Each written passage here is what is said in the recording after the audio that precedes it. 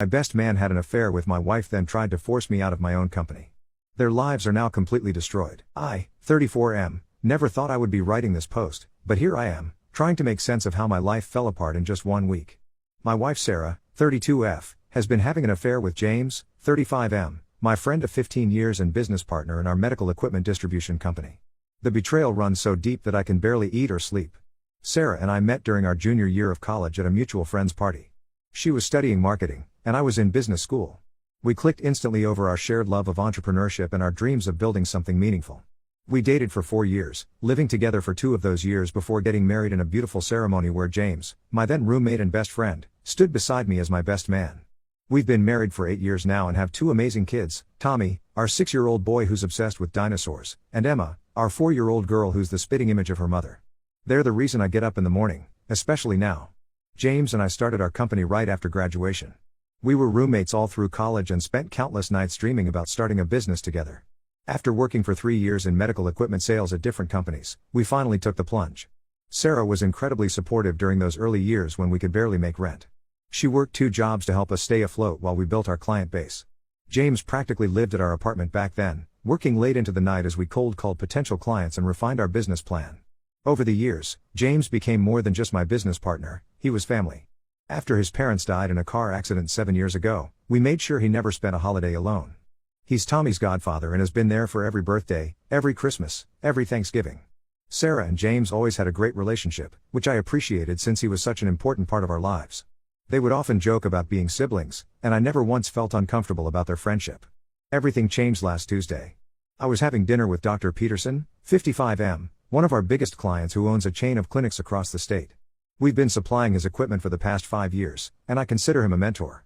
During dinner, he asked me how Sarah and James were doing, with this strange, uncomfortable expression on his face. When I asked what he meant, he hesitated before telling me he'd seen them having an intimate lunch at LeBlanc, an upscale French restaurant, the previous week. He described how they were holding hands across the table and looking at each other in a way that made him feel like he was intruding on a private moment.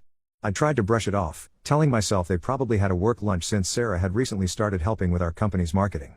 But something about Dr. Peterson's expression and the way he described their behavior kept nagging at me. That night, after making excuses to skip family dinner, I went through our company credit card statements. What I found made me sick to my stomach: multiple charges from hotels and high-end restaurants over the past 3 months, all on days when I was supposedly out of town for business meetings.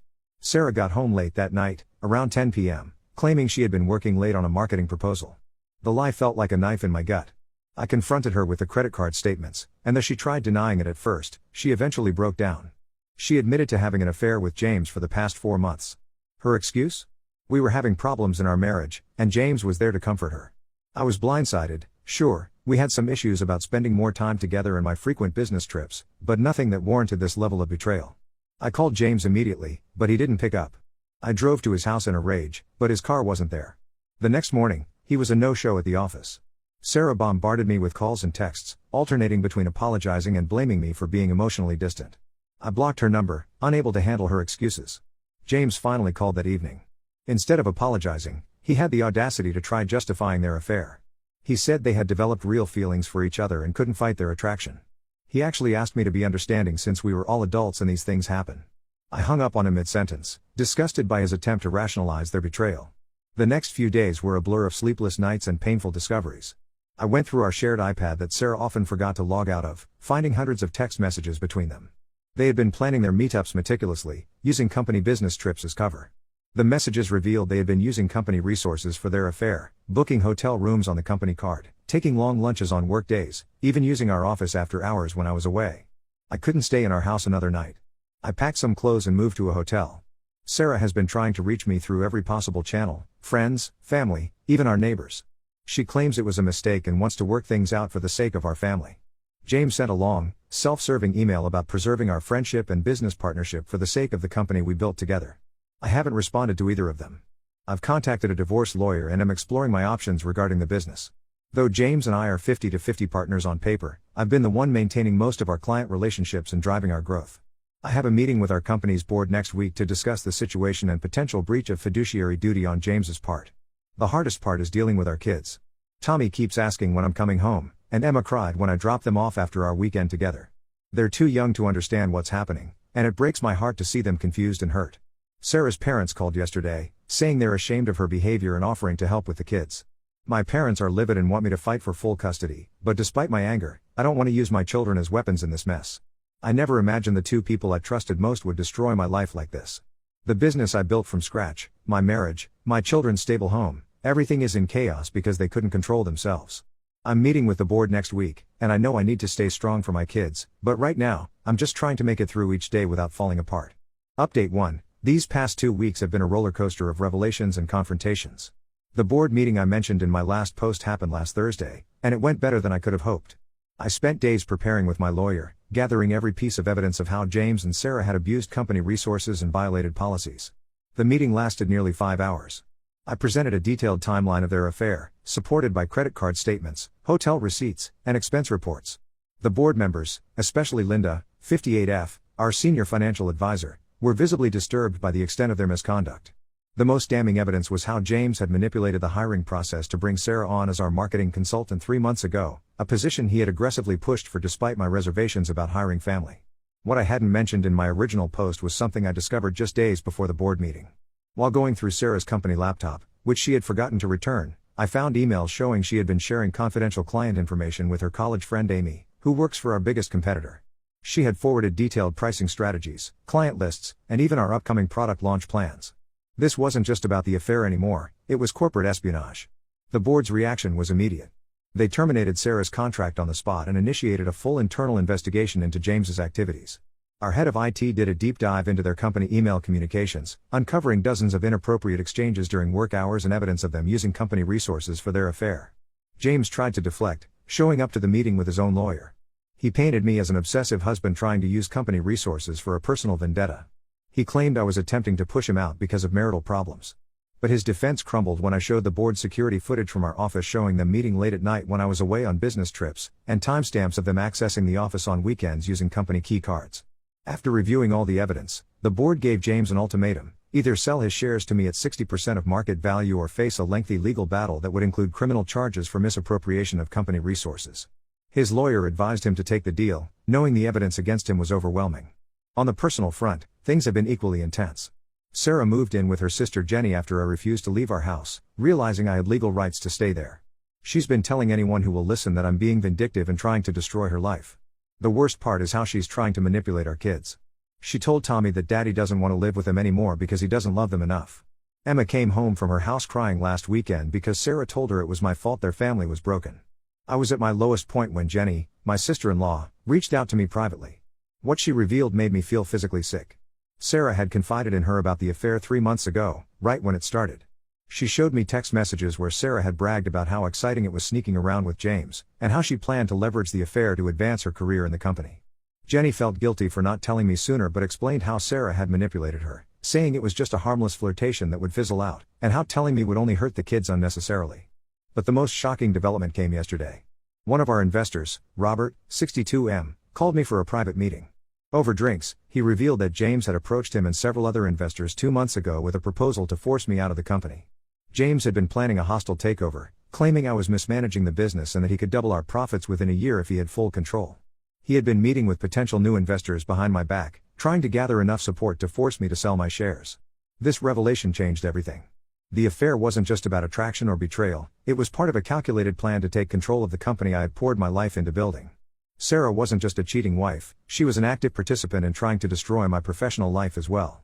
Her marketing position was meant to give them inside access to company information and help them build a case against me. I've shared all this new information with my lawyer, and we're now exploring additional legal actions beyond the divorce proceedings. The board has given me their full support in buying out James's shares, and several major clients have reached out to express their continued loyalty to me personally. It's strange how sometimes the worst betrayals can show you who your true allies are. Update 2. The internal investigation has been completed, and the results are far worse than anyone expected.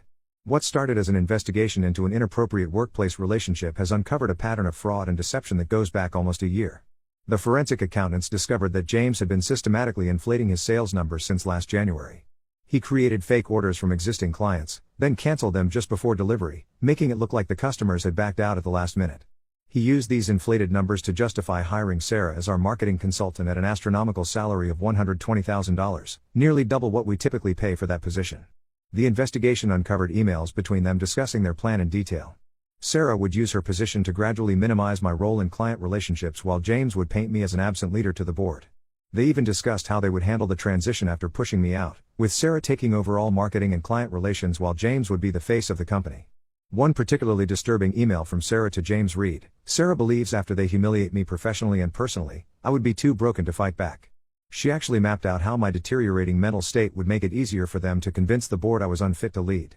Our HR director, Maria, 45F, came forward with a detailed log of complaints from employees about James and Sarah's behavior. Apparently, they weren't as discreet as they thought. Multiple employees reported feeling uncomfortable with their obvious flirting and inappropriate touching during office hours. One employee, David, 29M, from the sales team had photos on his phone of them kissing in the parking lot after a staff meeting. He hadn't reported it earlier because James was his direct supervisor and he feared retaliation. The most damning evidence came from Dr. Peterson, who had first tipped me off about their relationship.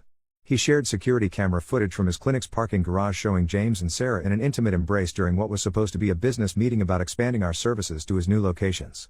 The timestamp showed it was taken 2 hours before Sarah came home and had dinner with me and the kids, acting like nothing was wrong. Dr. Peterson also revealed that James had tried to convince him to switch his account to a new company he was planning to start. This explained why James had been pushing so hard to get access to all our client contracts and pricing structures. He wasn't just planning to push me out, he was preparing to start a competing business with our client base. After seeing all the evidence, James finally agreed to sell his shares, but his problems are far from over. The board is considering legal action over the fraudulent sales reports, and several clients are threatening to sue for breach of contract. The State Medical Board, which oversees medical equipment suppliers, has also opened an investigation into his conduct. Sarah filed for divorce last week, demanding 50% of my company shares as part of the settlement. She claims she contributed to the business's growth through her unpaid support during the startup years and her recent marketing work. My lawyer says her involvement in the fraud and corporate espionage will severely weaken her position in the divorce proceedings. He's confident we can prove she only took the marketing position as part of their scheme to push me out. Meanwhile, I discovered Sarah had been moving money from our joint accounts into a private account since January. When confronted, she claimed it was for a surprise family vacation. The bank records show she used that money for expensive hotels and restaurants with James, including a weekend trip to the Bahamas that she told me was a marketing conference. The most painful part is seeing how this affects our kids. Tommy's teacher called to say his grades are slipping and he's becoming withdrawn. Emma had a meltdown at daycare when another child talked about their daddy living at home. I've started them in play therapy, hoping it will help them process everything that's happening. James's reputation in our industry is ruined. 3 major clients have already switched their accounts to me, citing trust issues with him. Sarah's attempts to find another marketing job have been unsuccessful. Apparently, word travels fast in our industry about employees who share confidential information with competitors. Update 3, the dust has finally settled, and karma has hit both James and Sarah harder than I could have imagined. Their dream of taking over my company and building a life together has completely imploded, taking their professional reputations down with it. James tried applying to several medical equipment companies in neighboring states, but nobody would touch him. One of my clients told me that James's name came up in a regional industry meeting, and the story of his fraud and betrayal became a cautionary tale. He finally took a sales position at a small office supply company, making less than a quarter of what he made at our company. His new employers don't even know about his business background because he had to lie on his resume. If they Google his name, the first thing that comes up is an article about the medical board investigation into his fraudulent practices. Sarah's situation isn't any better. After 3 failed interviews where potential employers asked about her sharing confidential information with competitors, she gave up on finding another marketing position. She's now working as a waitress at a diner, trying to make ends meet. Her parents, who initially supported her and thought I was being too harsh, have now cut her off financially after learning about her role in trying to destroy my company. The divorce was finalized last week. Sarah tried playing hardball until the end, demanding half of everything including my company shares. Her tune changed quickly when my lawyer presented evidence of her financial infidelity and corporate espionage. The judge was particularly disturbed by text messages showing she had planned to use our children as leverage in the divorce. She ended up with much less than she would have gotten in a normal divorce settlement. I was awarded primary custody of the kids, with Sarah getting supervised visitation every other weekend. The judge cited concerns about her judgment and stability after reviewing evidence of how she tried to turn the children against me. Tommy and Emma still struggle with the situation, but they're doing better now that there's a stable routine. Tommy's grades have improved, and Emma's daycare reports fewer emotional outbursts. James and Sarah moved in together after the divorce, but their relationship is crumbling under the weight of their failures. My sister-in-law told me they constantly fight about money since neither can find decent work. Sarah blames James for pushing her to risk everything for their relationship, while James resents her for not being more careful with the evidence that exposed their plans. The company is doing better than ever. After buying out James's shares, I restructured the management team and implemented stricter oversight policies. We've actually gained new clients who appreciate how transparently we handled the situation. The employees who came forward during the investigation have been promoted to fill the gaps left by James and Sarah's departures. I recently had dinner with Dr. Peterson, who has become a close friend through all this. He told me something that really stuck with me. He said he's seen many businesses and marriages fail, but rarely has he seen justice served so completely without the wrong party having to lift a finger. James and Sarah destroyed themselves through their own actions. All I had to do was step back and let their choices catch up with them. As for me, I'm slowly healing. The trust issues are still there, but I'm in a better place mentally. The kids and the business keep me busy, and I've started playing basketball again with a local league to get out of the house more. Sometimes I catch myself thinking about how differently things could have turned out if James and Sarah had succeeded in their plan. In a way, I'm grateful they showed their true colors when they did, before they could cause even more damage. Life isn't perfect, but it's peaceful. And after everything that's happened, peace is worth more than all the success and money they were scheming for.